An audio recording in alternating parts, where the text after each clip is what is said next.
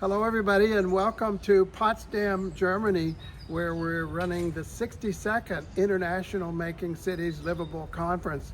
And we're here with planners and architects and mayors and developers and a lot of researchers who are doing really fascinating research in some of the latest topics of sustainable cities and walkability and biking. And Potsdam has some amazing innovations. It's really a remarkable town, and many lessons here, a lot of sad lessons from World War II and from the post-war era, but also some really hopeful and inspiring lessons too about what they've done with cycling and sustainable development, sustainable urbanism. So I look forward to showing you a little more about this city as we go forward in the course. These are some of the attendees of the conference, and we're about to go on a walking tour of this remarkable city of Potsdam, and we'll see some of the innovations in biking and walkability and transportation. Quite an innovative place. So here we are on a tour of the center of Potsdam, the reconstructed part that is quite beautiful, as you can see, called the Altermarkt area. And this is part of what we do at these conferences, is we come to study what they're doing in various cities around the world. Quite interesting. So we had a really interesting guest for this conference, some of you may know, and I'll share with you his talk.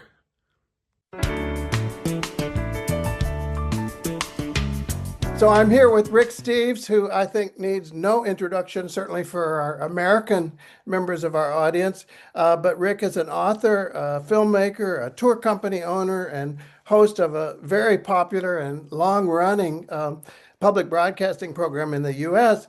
And Rick, thank you so much for joining us, for welcoming our delegates to actually this is the 62nd International Making Cities Livable Conference.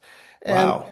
I know you're someone who's thought a lot about what we can learn from Europe, about its livable cities, about the challenges that livable cities have here in Europe and the innovations that they've created, and really what we can all learn from each other in these local ways of looking at things and sharing lessons internationally. So what are your thoughts on where we are, especially at this moment in history, where it seems like we're pretty isolated in some ways, and we need to have these international exchanges?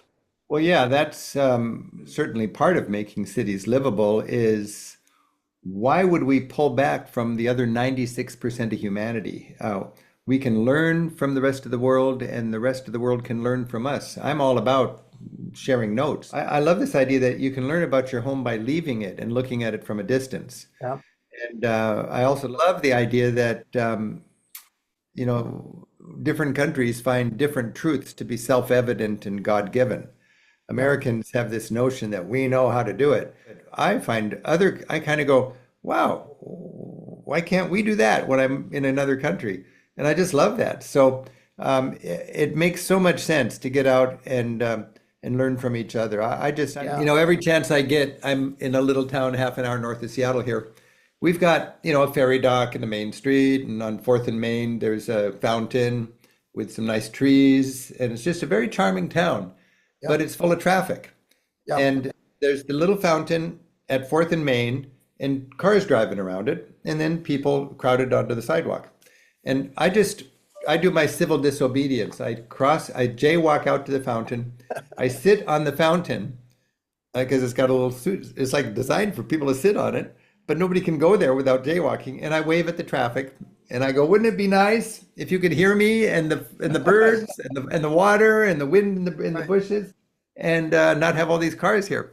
And people love it, and they honk happy, you know, and so on. But Americans are scared to death about a free traffic-free zone, I think.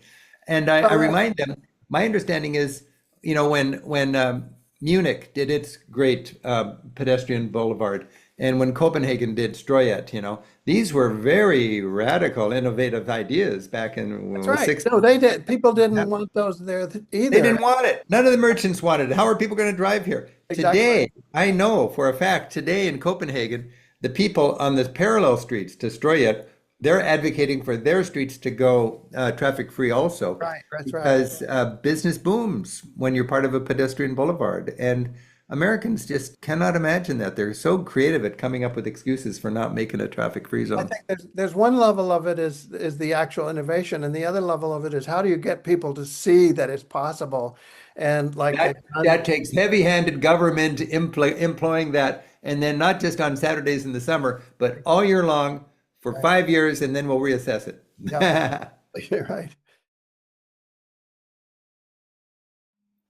There are a lot of challenges facing our world today, and the challenges of the future, the big challenges, are going to be impervious to walls and conventional defense. And they're going to require good governance, they're going to require embracing science, and they're going to require nations working together. In Right. other words, nations that want to have an impact need to be at the table. Now Europe realizes that the United States is in this unpredictable stage, and Europeans are going to have to step up, and they're going to do it. And I'm thankful for that.